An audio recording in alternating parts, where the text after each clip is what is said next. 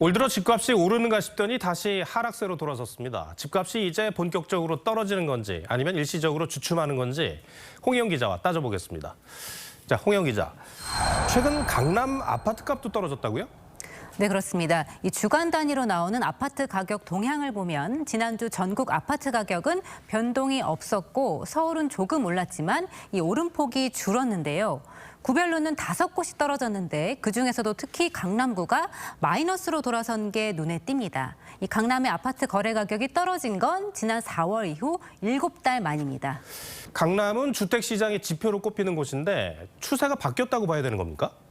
네, 월별로 나오는 서울의 아파트 실거래가 지수를 보면 올해 1월부터 9월까지 계속 올랐는데요. 이 당시에는 미국의 금리 인상 기조가 잠시 주춤했던 데다 정부가 부동산 시장 연착륙을 위해 특례 보금자리론 같은 대출을 풀었습니다. 또 단기간에 집값이 빠지니까 수요도 반짝 살아났었는데요. 하지만 이런 추세가 지난달부터 꺾였습니다.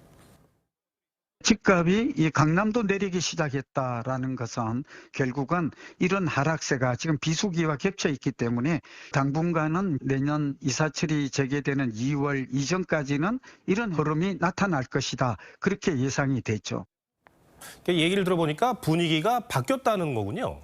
네, 그렇습니다. 한국은행 총재가 지난달 이런 말을 했는데요. 금리가 다시 예전 같은 수준으로 떨어질 거라는 생각으로 집을 산다면 경고드리겠다고 했는데 무리하게 빚을 내서 사지 말라는 얘기입니다.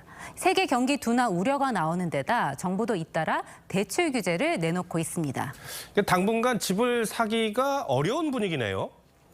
네, 그렇습니다. 이 최근 서울 아파트 거래량을 보면 지난해보다는 늘었지만 2021년 이전 수준에는 여전히 크게 못 미칩니다.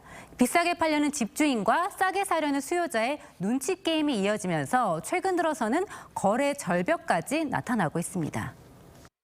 지금 다주택자들이 투자 목적으로 절대 집을 안 사요. 결국은 시장에서 수요는 실수요와 무주택자들인데, 그러니까 무주택자들의 정책도 중요하지만 가격이 떨어져야 살 수 있습니다. 가격이 다시 오르는 상황에서는 실수요가 계속 들어올 수는 없어요. 그렇다면 앞으로 어떤 변수를 눈여겨봐야 할까요? 네, 우선 미국이 기준금리를 언제쯤 내릴지 또 실물 경기가 살아날지가 관건입니다. 주택 공급 물량이 줄고 있고 전세 가격이 오르는 건 집값이 오를 만한 변수인데요.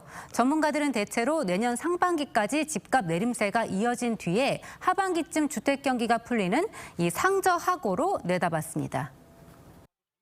내년 상반기에는 여전히 금리를 내릴 수가 없기 때문에 부동산 가격은 지금보다 더 하락할 가능성이 있습니다. 내년 하반기쯤에 미국의 금리를 내린다면 좀 회복되지 않겠나. 지금 집을 살까 말까 고민하는 분들도 계실 텐데 참고를 하셔야겠습니다. 알겠습니다. 홍영 기자, 잘 들었습니다.